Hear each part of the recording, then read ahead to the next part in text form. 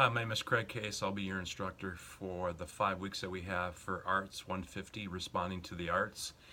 And just a little background on myself and also overview for our class. And this class is actually one of my favorites. I've been teaching it for several years. In fact, had a hand in the organization of it online and also face-to-face.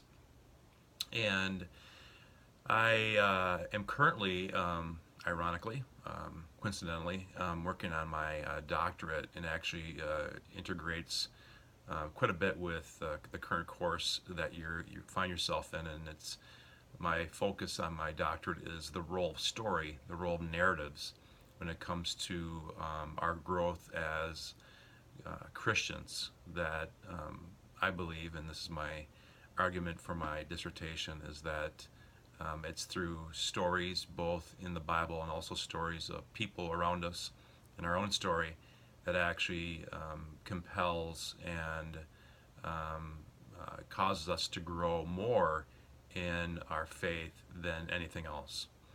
So I love this topic. I received my undergrad in English literature from the University of Minnesota, and spent in my 4 years there a lot of time studying and working with prose and also with poetry. In fact, my senior thesis was on the poetry of Robert Frost. So the poetry sections of this class are among my favorites. And then after receiving my BA in English Lit, I became a pastor, and been in full-time pastoral ministry ever since 1995. So that's been 22 years, and it's just been a wonderful experience being a pastor, and actually I see it as a privilege as well. And I am currently the lead pastor at Maple Grove Covenant Church, and in addition to my responsibilities here, I teach a number of courses at Bethel, and I received my Master's of Divinity from Bethel Seminary in 2000. Then I went back and received my MA in Christian Thought back about 4 years ago. And then since then I've been working on my doctorate. So been quite busy, really spending time both with theology and story and a lot of the content, as I mentioned, in this class as well.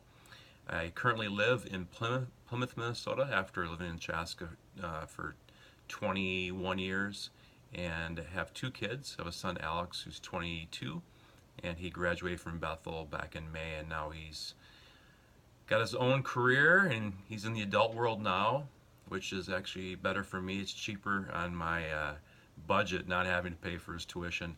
And then my daughter is currently a junior at Bethel, and she's a psychology major. I have 2 Springer Spaniels that I absolutely love. Macy, who's 13, and then Riley, who is 11, and very energetic even at this age. In fact, this morning I was taking them out for a walk, and of course the one dog who really takes off broke the leash. So I was just glad to catch the leash in time, because she would have taken off. Anyways, that was kind of an aside.